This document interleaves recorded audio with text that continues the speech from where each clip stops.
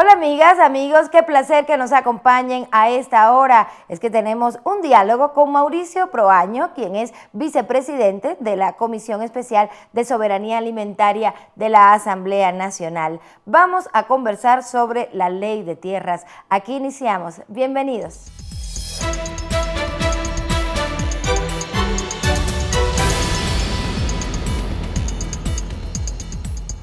Muchísimas gracias, asambleísta, por regalarnos estos minutos. Es que es importante a esta hora conocer cómo va el desarrollo de este proyecto de la ley de tierras. Hace un tiempo atrás estuvimos conversando sobre este asunto, pero se han dado pasos importantes.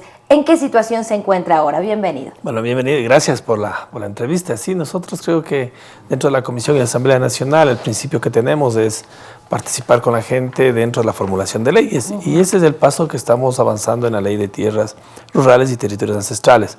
Una de las disposiciones que salió del Pleno de la Asamblea y por unanimidad todos los partidos, los bloques votaron a favor de que se haga la consulta prelegislativa, que fue una propuesta de la Comisión.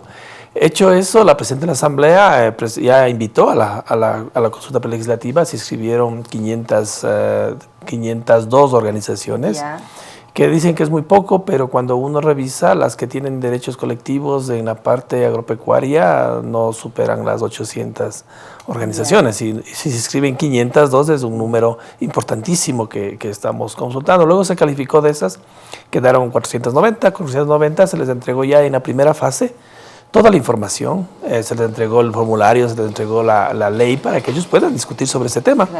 Enviaron ya toda la información, se tabuló, estuvimos a cargo de la tabulación y la sistematización de la información y iniciamos la segunda fase en la que estamos hoy, es visitando provincia por provincia a las organizaciones provinciales que se inscribieron, informándoles acerca de los consensos y disensos acerca de la propuesta de ley. Estamos por terminar, creo que la próxima semana terminamos ya de visitar todas las provincias del país. Y con esto terminaríamos la segunda fase para entrar ya a la recta final, que es la Mesa de Diálogo Nacional y presentar el informe para el Pleno, para el segundo debate. Usted señala las que se inscribieron, más de 500, otras quedaron fuera. ¿Estas que no se inscriben es por decisión propia o porque no cumplen con algunos requisitos? Sí, algunos problemas tuvieron para inscribirse porque no pudieron tener las certificaciones de la directiva, la actualización de su parte jurídica y no pudieron. Pero, ¿qué hicimos como comisión? En comisión hemos invitado para estas reuniones, las audiencias provinciales, que vengan todas las organizaciones. Es por eso que tenemos casi los locales siempre llenos. A veces son 3 que se inscribieron provinciales o 4 provinciales, porque no hay muchos provinciales, la mayoría son de primer grado, pero vienen todo el mundo, ¿no? Y no solamente estamos recibiendo comentarios de los que tienen derechos colectivos, de organizaciones que tienen derechos colectivos, como son afroecuatorianos, indígenas de Montupios, pero también vienen otras organizaciones que quieren dar su aporte, su opinión. Nosotros recabamos toda esa información y hasta el momento creo que de los resultados que tenemos, que hemos tabulado, supera el 90% casi de aceptación de la ley y que la ley, lo que quiere decir que la ley en ningún momento está en contra de derechos colectivos. Y eso es importante. Estos elementos, estos comentarios que aportan estas organizaciones, ¿son incluidos en la ley? Porque eso es lo que se dice a veces, participamos del diálogo, pero realmente no es incluido en nuestra decisión o nuestro comentario. ¿Cómo claro, ese es el debate. Hay problemas que mucha gente de la oposición a la ley, ¿no? Hemos visto que indica, lo que ustedes van a comentar no son incluidos. Pero ellos mismos preguntaron a la Corte Constitucional y la Corte les dio una sentencia donde dice que la consulta prelegislativa por derechos colectivos no es vinculante. ¿Por qué?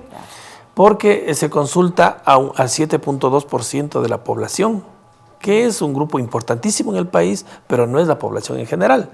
Cuando se consulta en una consulta a todo el país, ¿no? Temas grandes y la consulta sale la mayoría, eso se acepta obligadamente. En esto no. Y un caso de hoy de la consulta, una organización en Orellana que estuvimos la semana pasada, las organizaciones indicaron de que debería haber, en este caso para la resolución de conflictos, deben dejar solo a las organizaciones que resuelvan conflictos territoriales. Pichincha, en cambio, indica que no, que debe ser el Estado el que entre en los conflictos para resolver estos problemas. Que participe el Estado en la resolución del conflicto. ¿Qué hacemos? Si fuera vinculante las dos cosas, no podríamos poner. Claro, ninguna. No se puede incluir las dos. Entonces, lo que nosotros estamos en la ley es que, respetando la autonomía de las comunidades y comunas, tienen un nivel de resolución primero ellos. En caso que no puedan resolver, la autoridad agraria entrará para la resolución del conflicto que se dé o al camino judicial que se vaya dando. Pero en todo caso, la comisión, si considera que estos argumentos que están planteando las diferentes organizaciones tienen sustento, son válidos, ahí sí es incluido. Por ejemplo, un tema que se va a incluir ya, y eso hemos dicho, nosotros pusimos límites para protección de la agricultura campesina. En la sierra, todas las propiedades menores de 25 hectáreas, en la costa, 75 hectáreas, y en la Amazonía pusimos también 75 hectáreas. Vino todas las organizaciones campesinas, hemos ido a trabajar en la Amazonía antes de la consulta mismo, y decían que no, que debería ser en la Amazonía 100, porque el tipo de suelo, y tienen toda la razón, son suelos rojos, no son suelos muy fértiles, deberían tener un porcentaje mayor. Entonces hemos propuesto en la comisión, y en base a lo que nos dijo las organizaciones, en la Amazonía va a subir 75 a 100. Entonces con eso se ayuda mucho.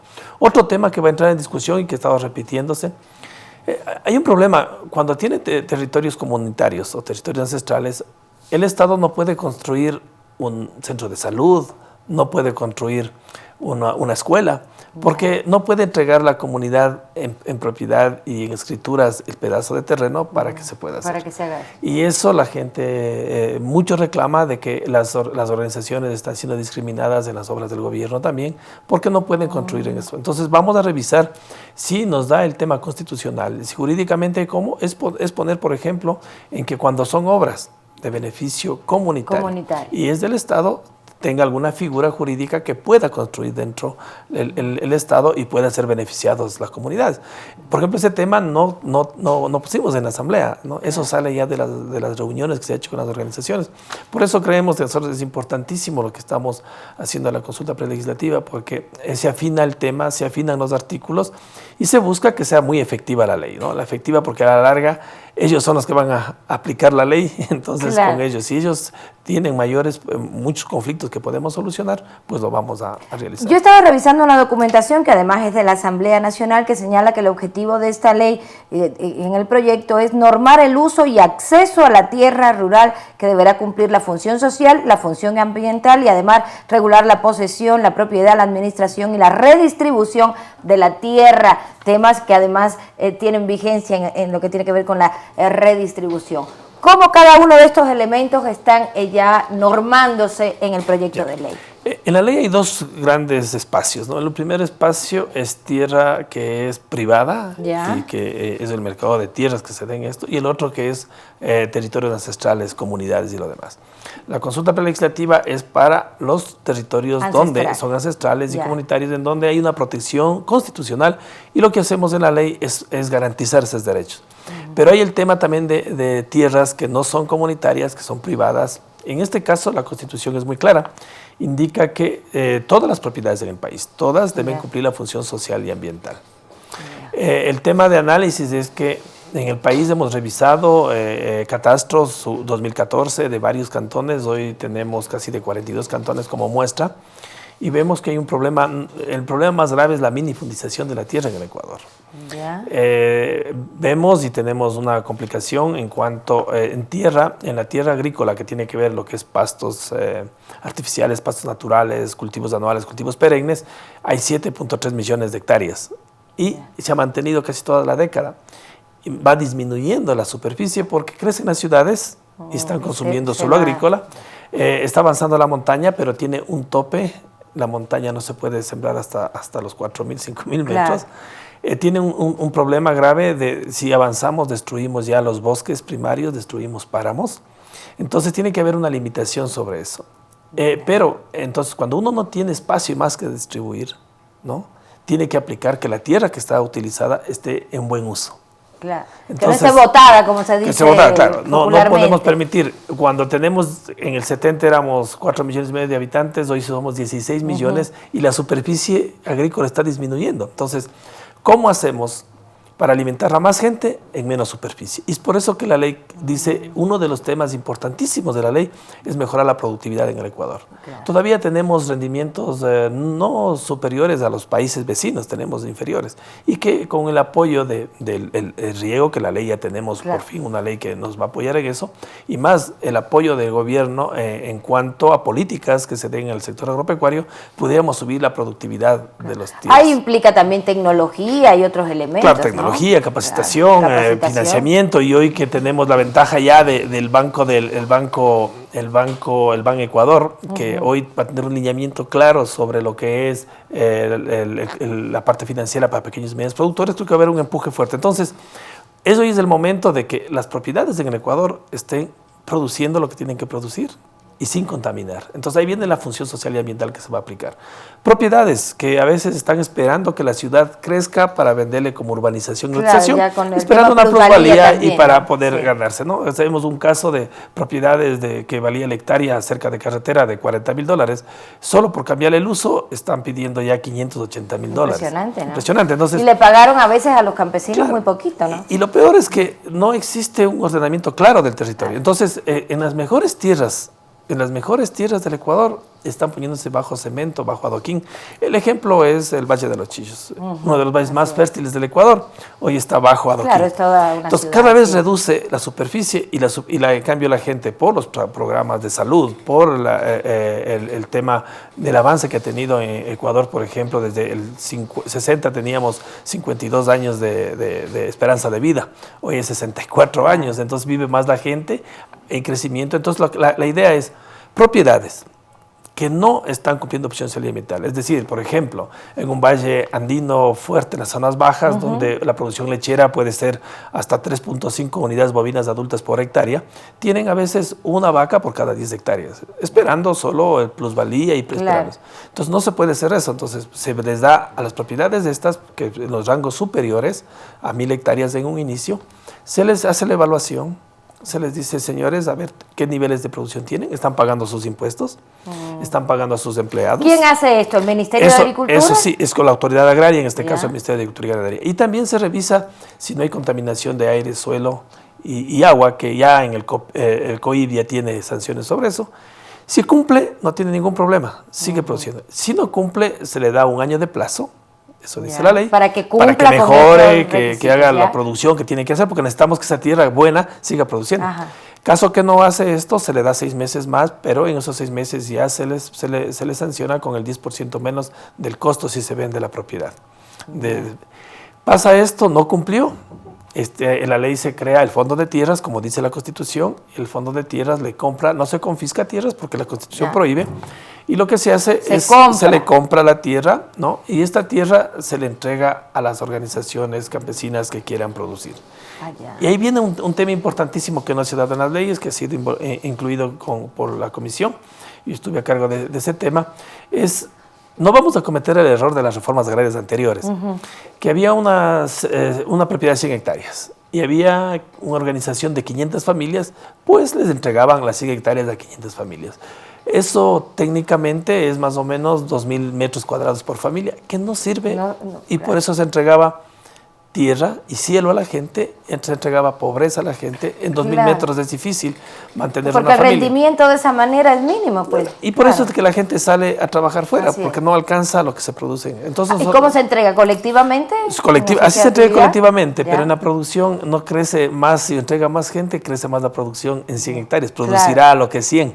Pero entonces el tema es, nosotros hemos creado la unidad productiva familiar, que es la UPF que llamamos, es donde se mide técnicamente el tamaño de superficie que necesita una familia, ¿no? Para que pueda tener mínimo unos 2 salarios al mes, tenga su ingreso para poder pagar su tierra y tener una utilidad para mejorar la producción. Por ejemplo, en esa misma propiedad de 100 hectáreas, si estamos en un valle de Cayambe o estamos en un valles fértiles de Mejía, dicen con 5 hectáreas una familia puede fácilmente vivir con tranquilidad. Entonces a 100 hectáreas ya no se entregará a 500 familias, se entregará a 20 familias.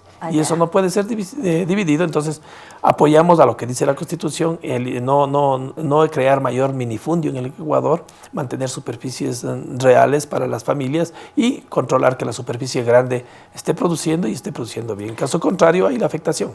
Asambleísta, se nos acabó el tiempo en sentido general y ya para conocimiento de la ciudadanía. ¿Cuándo sería el segundo debate? ¿Cuándo se aprobaría más o menos, según cronograma, la ley de tierras? Bueno, en esta semana terminamos ya casi el 90% de provincias. La siguiente semana cumpliríamos ya con todas las visitas de las provincias. Tenemos 5 días después de que se termine para presentar ya la sistematización de lo que está saliendo a nivel de provincias y presentar la mesa de diálogo nacional. Eso tenemos con las organizaciones nacionales y luego tendríamos que preparar el informe tanto del segundo debate como el de la consulta prelegislativa, enviar a la Presidenta de la Asamblea para que nos fije una fecha para el segundo debate definitivo. Esperamos que ese debate sea el último debate, el segundo sea a finales de julio o agosto, depende eso ya de la urgencia de leyes que se tenga en la Asamblea y de la prioridad que se dé. Pero creo que el proceso de las provincias que hemos estado hasta ayer que estuvimos en Santo Domingo, la gente tiene una expectativa muy buena de la ley, quiere cambiar la ley porque no vamos a permanecer con una ley del 94 en donde el principio fundamental de esa ley era que pequeños y medianos productores eran inviables para la economía ecuatoriana y por eso se apoyaba solo a la exportación. Hoy decimos como gobierno nacional y como asambleístas que somos de Movimiento País, en que los principales actores en el campo son pequeños y medianos productores, son los que nos dan más del 70% de alimentos de las familias ecuatorianas. Y si queremos hablar de soberanía alimentaria, necesitamos hacer un apoyo fuerte a esta agricultura que es la que mantiene lo alimentado a todo el pueblo ecuatoriano.